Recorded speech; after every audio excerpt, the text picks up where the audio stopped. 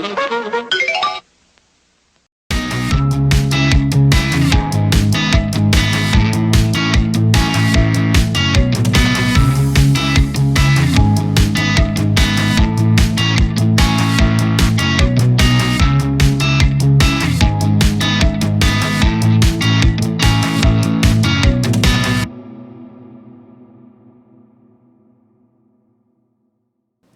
everybody, this is the show where I talk about smaller, maybe mid-sized labels that did really well for a while or that limped along for a while and then just disappeared or went poofed in a big cloud of smoke in the record industry. This is Labelnova. I'm TC Kirkham, Kirkham Report and TKR Video Central. I really thought doing this label was going to be a lot of fun. Ooh, I've been wrong before. I remember the label being part of my childhood, but I obviously remember it being a label part of my childhood a lot more than it actually was. Because I actually did some research I did, like my usual research on stuff, and really found out that there really wasn't that big of a success for this label. And I think that's really sad. The label was Lifesong Records. It was founded in 1975 by writers and producers Terry Cashman and Tommy West. They were known as Cash West Productions. They produced a number of big hits over the course of the early part of the 70s. They were songwriters and performers as well. They both released material, both together and separately on Lifesong. They formed the label in 1975, and I remember seeing that distinctive silver label with the little black circles and Lifesong logo, which I think is supposed to be a seagull. I'm not sure. You guys can let me know what you think that animal is on that logo. Also looks like it could be a seal or a walrus or a manatee. I don't know what it is. But they did not have the success that I thought they did. Now, it's interesting, going back through the catalog, that the label actually limped along for the better part of a decade. They launched in late 1975. It didn't shut down until 1985, although they stopped releasing stuff in 1983. And most of the last releases were all one person, and I'll talk about that separately. And that one song, or that one bit, is at the very end of the musical montage I have for you for this show. Lifesong in its lifespan only produced roughly a dozen chart hits, only 3 of which made the top 40. 2 of them were pretty big hits, and 1 of them was a top 10 hit. It's kind of ironic that the label with a name like Lifesong had their biggest hit with a song about a dead dog. Shannon by Henry Gross was the label's biggest hit. It hit number 4 in 1970, or number 6, it says on the montage, in 1976. That was the only top 10 hit the label ever produced. They only produced 2 other top 40 hits and a few other chart singles. But I've got to be honest, because this show focuses strictly on the pop charts, sometimes the labels don't get their entire due, and Lifesong is not here. 3 of the songs in the non-charted section that you'll see were major, or at least semi-major, country hits. Gail Davies' song was a top 10 country hit, and in fact was nominated for several country awards, similar to the situation we were in a few months ago when I did Playboy Records and we were talking about Mickey Gilley and Barbie Benton. But they didn't hit the pop chart. They did a little work, some work on the AC chart, or Easy Listening chart, it was known as, for the first 3 years. It didn't become the AC chart until March of 1979. Before that, it was the Easy Listening chart. And a lot of these songs did chart there, but not all of them. And I go back and I look at the library of the music. They over the course of the 10-year period, they only released 134 singles. That's not a lot, especially when you compare to something like Boardwalk, which was only around for 3 years and had over 100, close to 150. It's an interesting look back at a time that was really musically bereft of much. There was no real style. And while, the 70s brought on big labels, big stars. The period where Lifesong was out from 75 to 85 also saw the rise of a juggernaut like RSO, which didn't give them really a chance to get in there. But it would have helped if they'd actually done some good music. Um, I went through and tried to find a song by every artist on Lifesong. I think there were 60 or so, 50 or 60 people that had, no, not that many, maybe 40 total. I did find a song each by the two founders, Terry Cashman, a couple by him actually, one of which was a chart hit, and Tommy West. One of his may have hit the country chart, I'm not sure.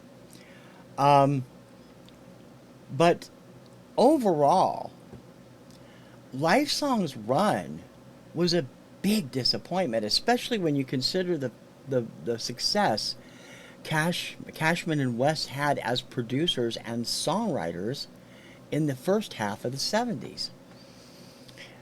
I mean, they weren't stupid. They knew what they were doing. I'm sure they obviously signed Henry Gross, who they were friends with and who they'd produced earlier stuff by on different labels. And Henry gave them their biggest hit. But they're still, I don't know. I almost feel like Lifesong's lifespan was a fluke. It doesn't seem like it should have ran as long as it did, simply because the quality of material the label was putting out wasn't really that good. I mean, unlike Playboy, who had a ton of good music and no idea what to do with it, Lifesong got their stuff out there, but nobody wanted it. I mean, that sounds harsh, but that's how it comes across to me, because most of what I could find, I couldn't find. There were a number of acts I could find nothing by online. Um, a lot of what I hear, a lot of what I see, is just not very good. There's a terrible Star Wars cut-in single, comedy single called Star Wars Songs by The Force. Kim was livid. I mean, she's the top Warzy I know. Except maybe her friend Stacy might be slightly more than her. But they're both Warzies. And she was foaming at the mouth at how bad this... It wasn't even funny. It didn't even attempt to be funny. And the guy was mispronouncing the names. If you're going to do a Star Wars parody, at least get things right. It just doesn't work on any level. The same thing with so much of the stuff that's in their catalog that I heard. Now, there may be good stuff in the catalog. I couldn't find a number of things that I looked for, and I checked every single artist trying to find one song by everybody, like what I usually do. But like the last couple of labels, which, some of the stuff just disappears. It's just didn't get much distribution, did not hit the chart, and it just disappears. I don't go out and try to I find them online. I'm not going to spend money to buy them. That would be silly, because they'd only listen to it once for this show.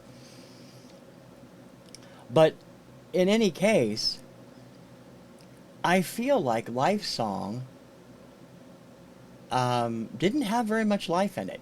If you listen, the three hits are good. I mean, they were all, two of them were, I remember two of them. They were on the radio all the time. The third one got some local airplay in Spokane when I was a kid. It was the follow-up to Henry's song Shannon. Those are the only three songs they hit the top 40 with. And the stuff that made 41 through 100 and Bubbling Under, some of it's pretty interesting and some of it's pretty questionable. There were good stuff that didn't make the pop chart. Like I said, the country singles, Corbin and Hanner, Gail Davies, who had her first album come out on Lifesong, and she switched to Warner Brothers with her next label and really just exploded. They had these songs on the country chart, no doubt about it. But was Lifesong really a label that should have been doing country music? I wouldn't have thought Playboy did either, but they had their biggest success on the country chart. Like Curb Records has had. Curb has been both rock and pop, but most of their success has been country. So certain labels do that. In any case, I have a 17.5-minute montage of what I could find for you, including all the chart hits and some of the also-rans. And the sad thing is, there's some names in there you're going to know. One of them keeps popping up on these shows.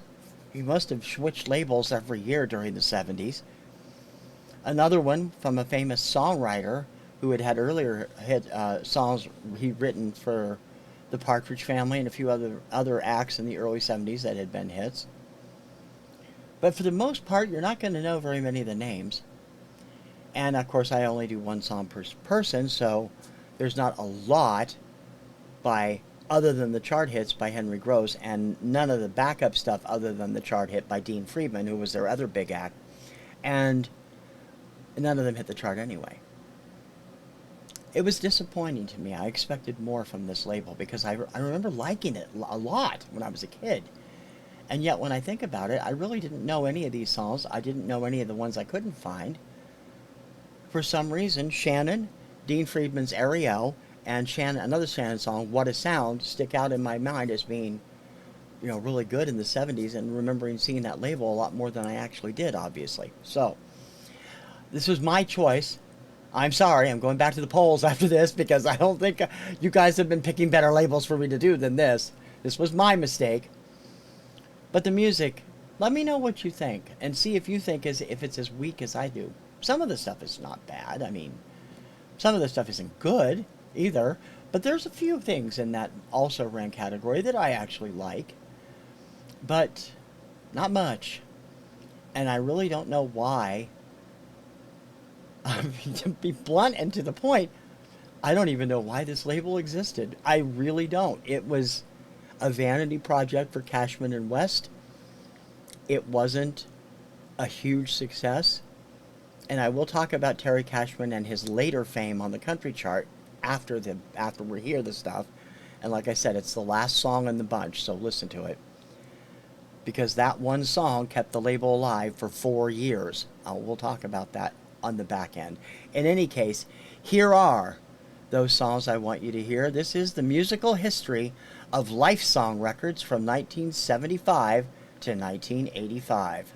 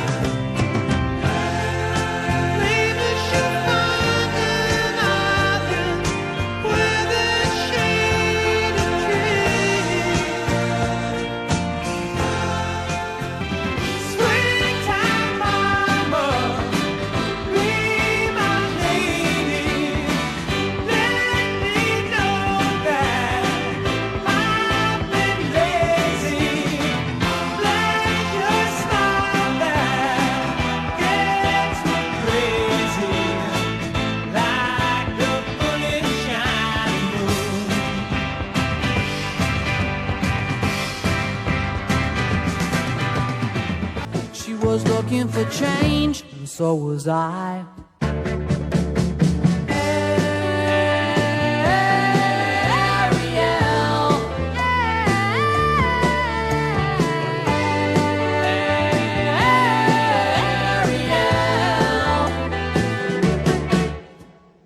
Her name was Ariel. I fell in love with her. She wrote a number on the back of my hand.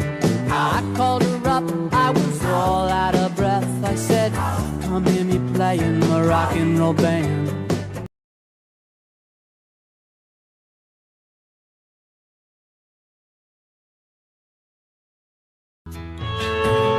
That's the sound of the men working on the chain gang. That's the sound of the men working on the chain gang. All day long they work so hard till the sun is going down. Working on the highways and byways and wearing a frown. You hear them moaning their lives away. Then you hear, she took me up to heaven and she brought me down.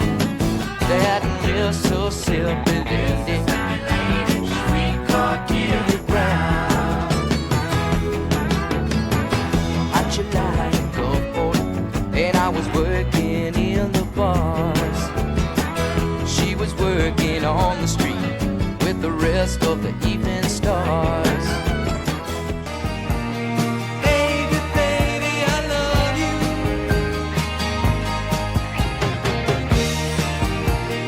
Baby, baby, I love you.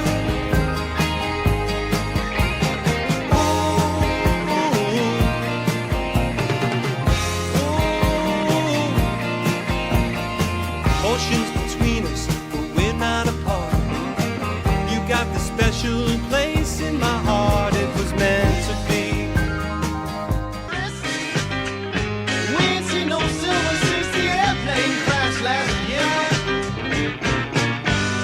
You got blue shining skies, we got the sun in our eyes, and we're going blind. We don't want your money, we want mine.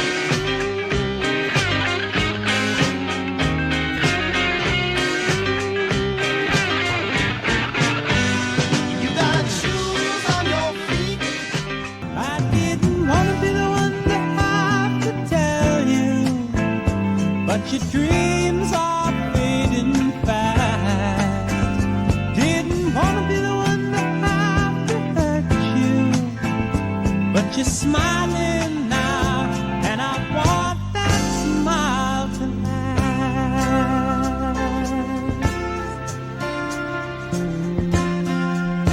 Well, if you wanna take a ride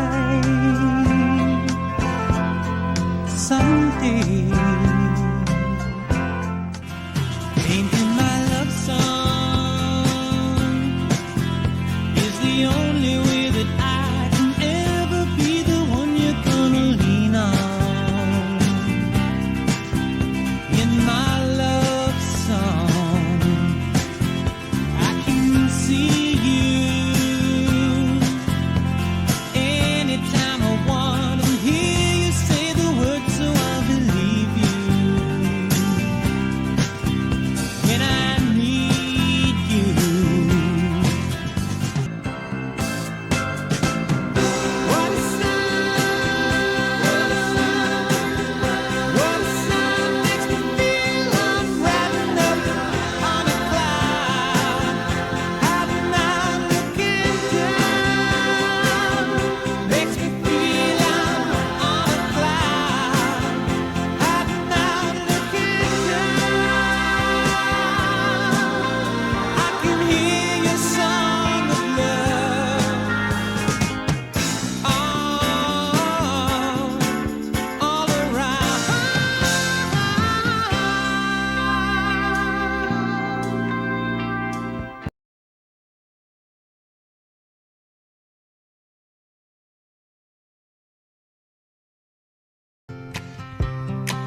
I know the flowers would say if you passed their way, gee, she's got lovely skin.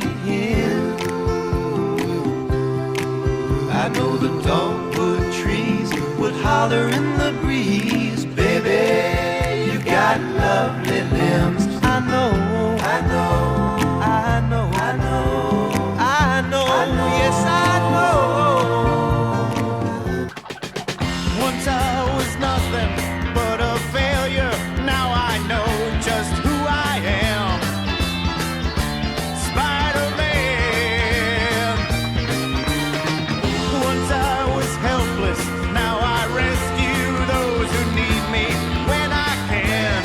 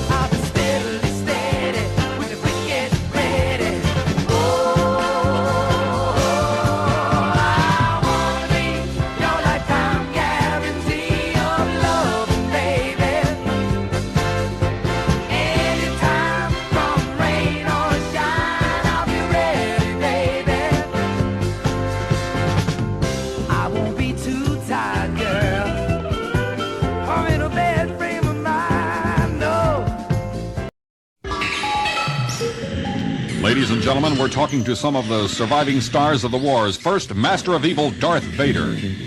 Hello, Mr. Vader. Why did your plans to end the rebellion fail? It's my own damn fault. Darth, what is the effect on someone hit by your high-powered laser gun? Rebel Princess Leia, you called on the ancient wise man Obi-Wan Kenobi to help you since you knew him so well. Can you tell us how he got his name? What were his thoughts on the Imperial Galactic leaders? We gotta fight the powers that be.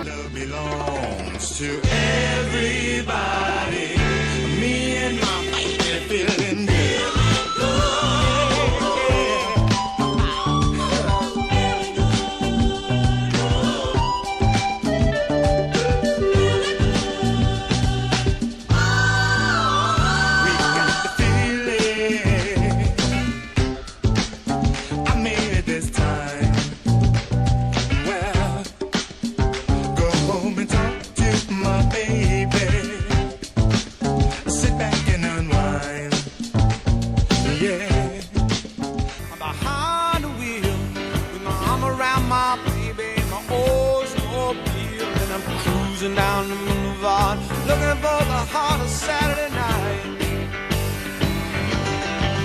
I got paid on Friday, my pockets they're jingling, the bright lights of the city, and I feel all the tingling, moving down the boulevard, looking for the heart of Saturday night.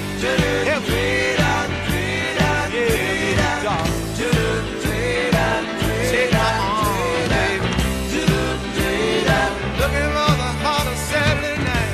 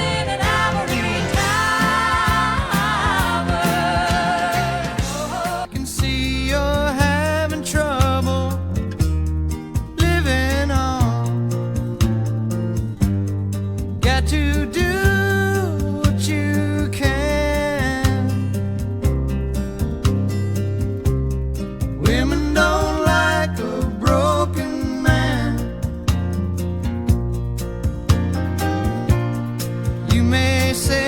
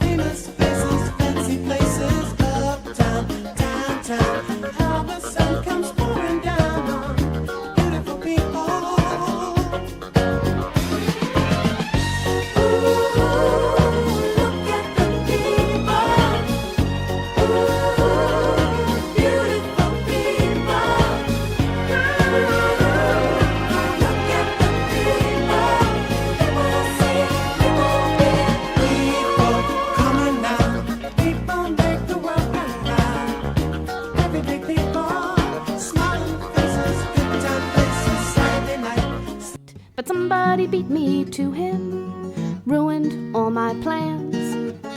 Some little conniving wench went and stole my man. Oh, Charles, Prince Charles, can you hear my heart break? Can you hear me telling you marrying her is a big mistake? Oh, Charles, my Charles, when you proposed she was just 19. Hey, don't you think that's a little young to be making her England's future queen? Huh? Whoa, this old heart of mine been broke 1,000 times. Each time you break away, I feel you're gone to stay. Lonely nights that come, memories that flow, bringing you back again, hurting me more and more. Maybe it's my mistake to show this love I feel inside. 'Cause each day that passes by, you got me never knowing if I'm coming or going. But I love you. Gonna take my angel out tonight, have a drink, a dance, and then make a little love. Lord knows here lately, we just ain't had the money to party. It's been taking every penny that we make just to pay the debts we owe.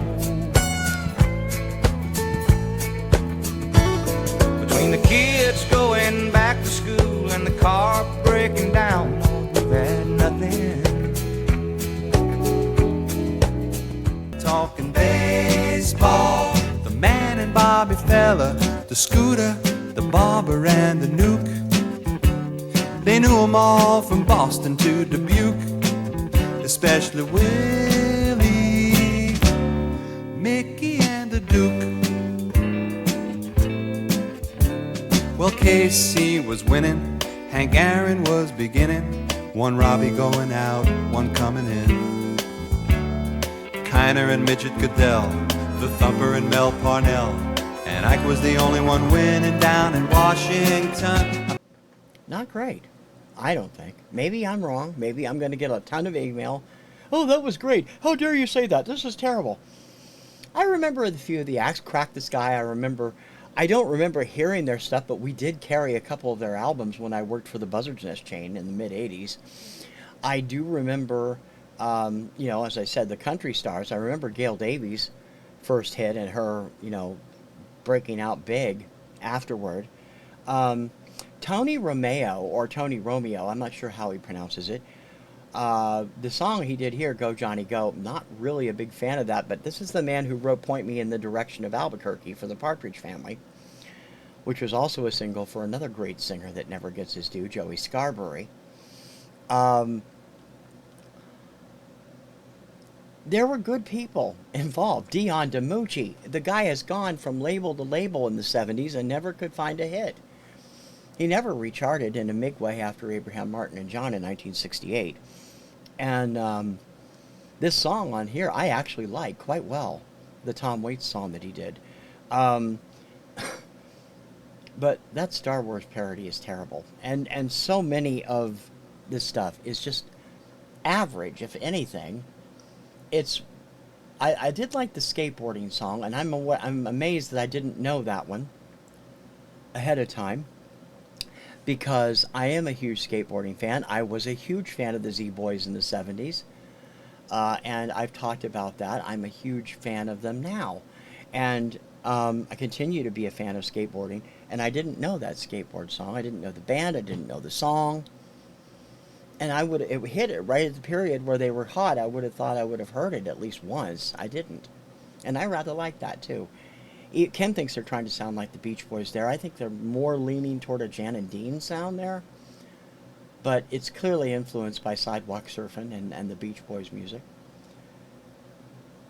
I don't know what went wrong. I don't know whether Cashman and West really felt like the label did well. If they did, they were wrong. I mean, in all honesty, they were wrong. But, there are they did pull out two honest-to-goodness classics. Shannon, is so well known. A beautiful ballad about the death of Dennis Wilson, Beach Boy Dennis Wilson's dog Shannon, who drowned while playing in the surf one day. And Henry was a friend of Dennis's and wrote that song for him because Dennis was completely wrecked by the death of his dog. That became a top 10 smash. It actually triggered a tirade by Casey Kasem when he was doing a long-distance dedication. You can hear the tirade on YouTube. Just look up Casey Kasem Dead Dog and you'll find the outtake. And Ariel by Dean Friedman, which possibly was the only and first and only song of its type out there that really included so many things in the song that a lot of non-Jewish people are going to get, and a lot of people that don't live in the Paramus, New Jersey area are not going to get. And yet Ariel was a top 40 hit. It hit number 26, and it finished the year in the top 100 of the year. And it's a great little story song. Indeed, Friedman has gone on to write, I mean, he's released a ton of other albums. He wrote music for one of the Nickelodeon shows for a while, or Disney Channel shows. He wrote a classic that the Blenders recorded in 1999 called I Am in Love with the McDonald's Girl. He's a freaking awesome songwriter and still continues to work at it to this day. But Ariel was his only hit. And really, Henry and Shannon and Ariel are the entire legacy of Lifesong. Nothing else really clicked. And that's a shame. Terry Cashman and Tommy West did some really great work with so many artists in the 1970s. You can look them up online. You can get a complete list of what they did. They were top-notch producers. They were competent songwriters. They were good performers as well. I don't know what went wrong, but something did. And it just didn't click. The label was a disaster from beginning to end. And I mean, that's being honest. And if Cashman and West are still out there, I don't know. I think they're both still with us. I'm not trying to disparage your attempt, but I often wonder, having looked at this, if you looked back and said, man, what were we thinking? This was just bad. Or if you guys actually think you did, I'm doing you a disservice with this. Because there were good things. The fact that you released a couple of really good Jim Croce singles after his passing is great. Jim Croce, one of the classic artists, we lost him way too young in the mid-70s at the age of 30. There was some great stuff here, but so much of the little gems are surrounded by garbage. Did you know that going in, guys? Because I'm sorry, especially when we get into the 1980s, Prince Charles, really? And that lifeless version of This Old Heart of Mine by Nina Cale, I think her name is. Oh, geez. Maybe it's just me. Maybe I'm just being too harsh. Maybe because I'm pissed that my memories were right about this label. I don't know. Lifesong's entire bread and butter for its final 4 years came from talking baseball. Terry Cashman, originally the song was titled Willie something in the Duke, as it says on the card there. The song got popular enough to be on the AC chart. I think it hit the country chart too, I'm not sure. It did not hit the Hot 100.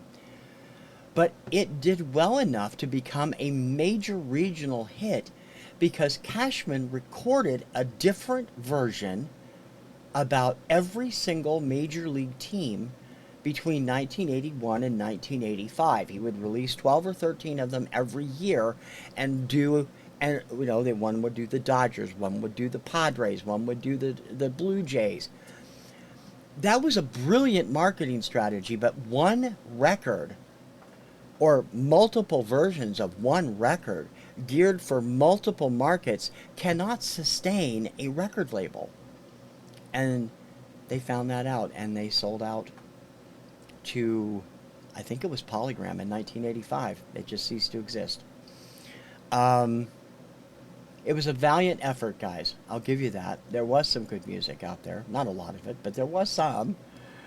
And the two hits are classics from the 70s that will always be remembered. Shannon and Ariel are always going to be a part of your 70s radio stations that play pop radio from the 70s. They deserve to be up there. And your contributions as producers and writers will never be under... I mean, you can't underscore enough that you guys had more than enough success. But the label, I just think, was a bad idea. Or it was the wrong time.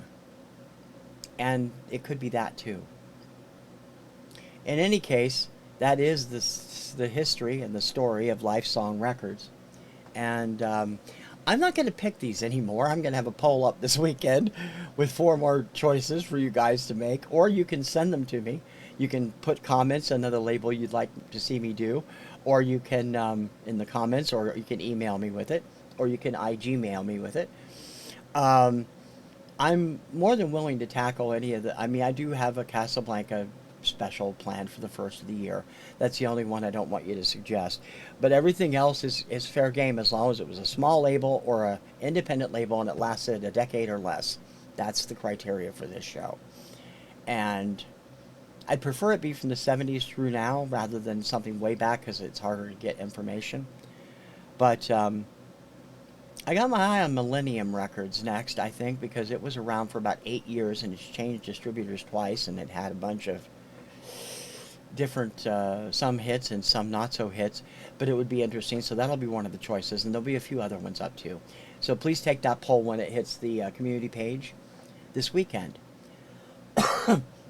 If this is your first time checking out Labelnova, welcome, and I hope that you will take the time to like and subscribe the channel. If you've already subscribed, thank you very much. I really appreciate it. I love hearing from you, so please leave a comment, and don't forget to share out the show to your friends on Instagram, X/Twitter, Threads, and any of those other social media sites you may use. And please leave a comment, like I said. I love hearing from you. I especially love knowing what you've heard on each one of these musical montages I'm doing. Have you heard some of these? Did they get radio play in your area? If they did, let me know, because I'm very curious to hear about it. In any case, in a couple more weeks, we will have another Labelnova for you. Next week, as usual, in this place, we'll finally get it into the rotation where it's supposed to be. Will be an episode of Kim Takes On with Kim, my wife, doing her take on whatever she chooses to do her take on. And of course, I have all my regular shows, weekdays and weekends, usually at 4 p.m., a couple are at 7 p.m., and of course, Daily Obscuria, Monday through Friday at 11 a.m., all Eastern Time. For Labelnova, I'm T.C. Kirkham, the TKR Video Central, and the Kirkham Report. I hope to have another label for you in a couple of weeks. Until then, I will see you on the interwebs, anywhere and everywhere. So stay happy and stay musical. Ciao, baby.